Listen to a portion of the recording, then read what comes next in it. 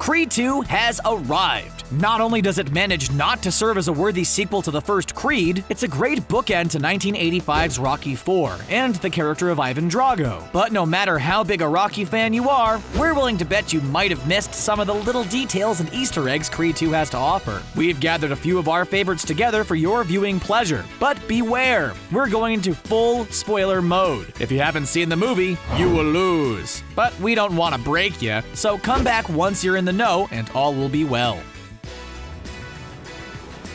Marriage proposal. Early on in Creed 2, Adonis wins the title of heavyweight champion of the world. His girlfriend Bianca is there to enjoy the moment with him, and following the big victory, Adonis takes advantage of the moment to propose to her in their hotel room. After working himself up to the task, Adonis takes the plunge and makes his proposal. But because Bianca doesn't have her hearing aids in, she doesn't actually hear Adonis's passionate speech. It's a moment both hilarious and genuinely heartfelt. Not only is this a fun moment, it's a specific reference to a scene from the original Rocky series. At the beginning of Rocky II, following his recovery from his match with Apollo Creed in the previous film, Rocky takes his girlfriend Adrian to the zoo. There in front of the tiger pen, "Eye of the tiger, anyone?" He proposes to her, but Adrian is wearing an absurdly giant and fluffy pair of earmuffs that prevent her from hearing it. Creed 2's director Steven Caple Jr. confirmed to Screen Crush that Adonis's proposal to Bianca in Creed 2 was a specific reference to this moment in Rocky 2. Now, if only they could have thrown a tiger into the hotel room with them, it would have been even more spot on, and a nice nod to The Hangover as well. Coming to America. One of the most anticipated things about Creed 2 was the return of Ivan Drago. As the giant, steroid-driven monster with a truly epic flat top who murdered Apollo Creed, Drago made quite the impact when he first appeared in Rocky IV, and fans have been clamoring for his return since the Creed sequel was first announced. Rocky IV was released in 1985, in the midst of the Cold War. Tensions between America and Russia were at an all-time high, and it only made sense for Sylvester Stallone to address this in the film. Drago and his team come to America to challenge Apollo Creed, touting the superiority of the Soviet Union as a means to stoke the flames. Apollo takes the bait, and it unfortunately leads to his untimely demise. Rocky takes it upon himself to avenge his best friend and ally, going so far as to travel all the way to Russia during the bitter cold of winter. This scenario is mirrored in Creed 2, and the way its two big matches play out. Early in the film, Ivan Drago and his son Victor travel to America to issue yet another challenge to yet another Creed. Later on in the film, when Adonis gets the chance for a rematch, he and Rocky make their way to Russia for the showdown.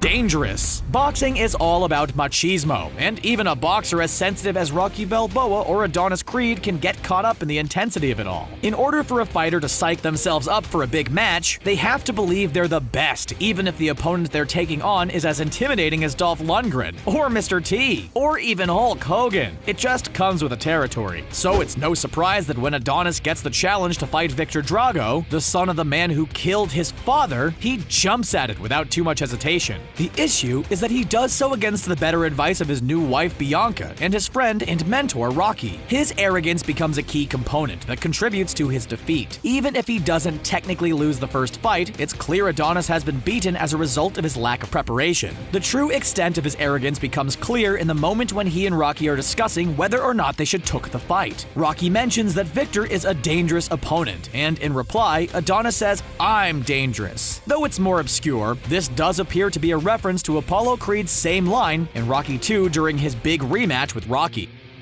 Eye of the Tiger. Adonis goes on an intensely personal journey in Creed 2. Not only is he faced with the prospect of avenging his daddy Apollo, he's facing an opponent more powerful than any he's come across before. As if that's not bad enough, he ends up losing his first fight against Victor Drago. Well, okay, technically he doesn't lose the fight. Victor throws in a cheap move that ends up disqualifying him, allowing Adonis to retain the heavyweight champion of the world title. But let's be real, Adonis lost that fight. It's a major bruise to Adonis's ego, calling into question his talents and whether or not he even deserves to be in the same ring as Victor. The journey Adonis goes on, recovering from defeat and rediscovering his purpose, isn't all that dissimilar from the journey Rocky embarked on in Rocky III, after his crushing defeat at the hands of Clubber Lang. Similar to that film, Adonis needs to recover his spark, his eye of the tiger as his dad dubs it in Rocky III. Not only did this term quickly give us a truly awesome song by Survivor, it helped Rocky get his mojo back and win the fight. And while Adonis might not have had a song quite as awesome as Eye of the Tiger playing on his soundtrack, with Rocky's help, he did end up having a similar rejuvenation.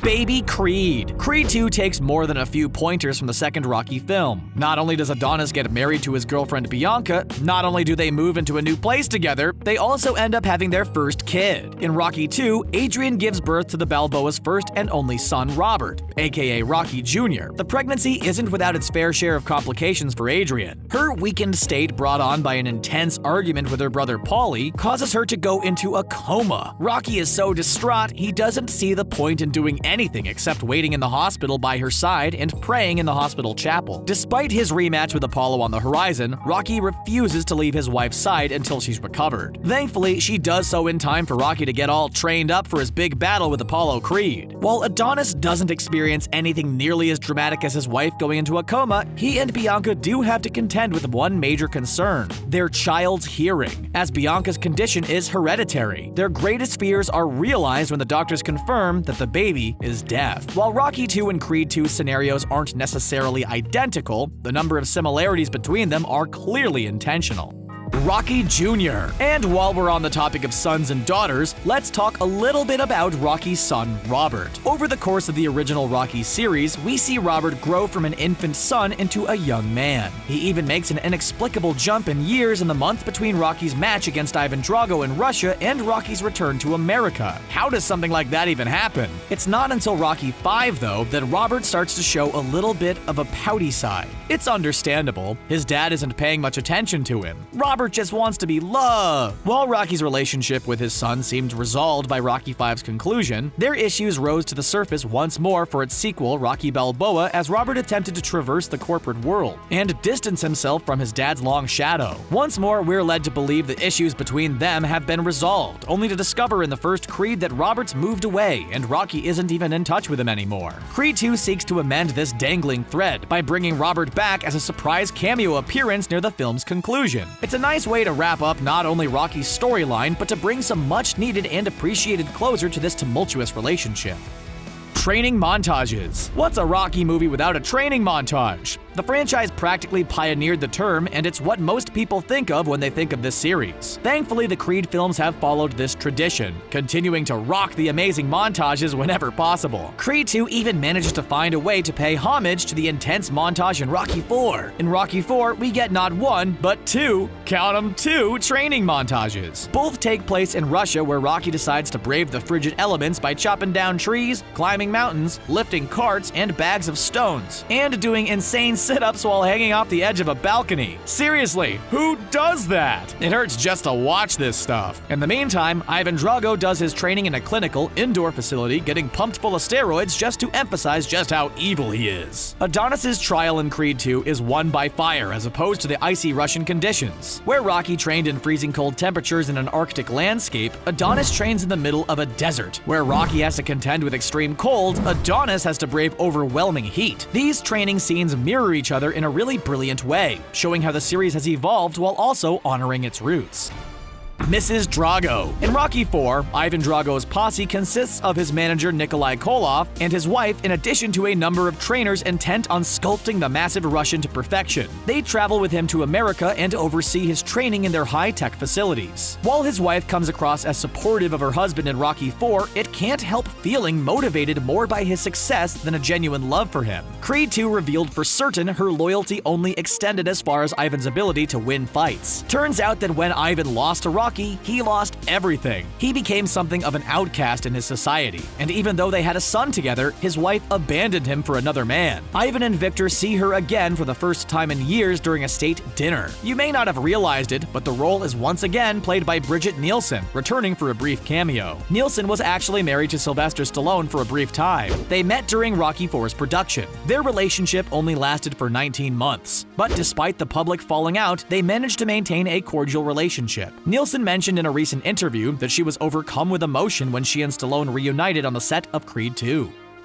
Throwing in the towel. Rocky Balboa will forever be haunted by his decision to not throw in the towel during Apollo Creed's fight with Ivan Drago. Rocky's loyalty to Apollo, who insisted he wanted to see the fight through to the end, ultimately results in Apollo's death. While Rocky avenged his friend's death in the ring, he carried the guilt of this moment with him through his life. There's a good chance Rocky's decision to train Adonis was partly driven by his need to amend his past mistakes. The concept of throwing in the towel and its importance to this series becomes more poignant in Creed 2. Ivan Drago has devoted his later years to training up his son Victor in the ways of boxing. This intense method has come at the expense of a genuine relationship between them. Ivan shows Victor little affection, seeing Victor more as a tool to help him regain the glory he lost when Rocky defeated him back in 1985. But during Victor's final fight with Adonis, as Adonis mercilessly beats Victor down, Ivan makes a major stride and decides to save his son by throwing in the towel. He reassures his son that everything is okay, and the scene of them jogging together during the film's final moments suggests they've reached an important and constructive turning point in their relationship.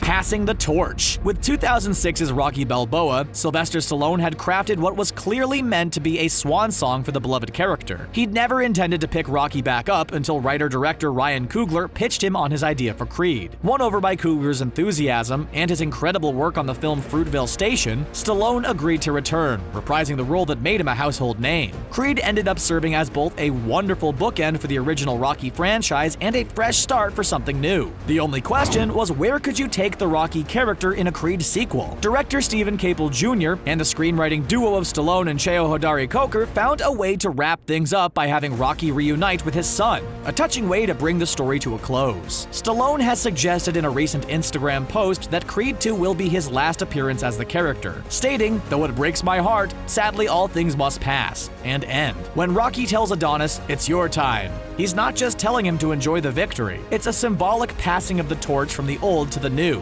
an acknowledgement that as long as Adonis is ready and willing, he can carry that torch on for future generations. Yo, Adrian, we did it! Now that we've reached the top of the Rocky stairs and the end of this video, we want to hear from you. What are your favorite moments from Creed 2? Did the film do justice to the Rocky franchise? Let us know in the comments below, and make sure to subscribe.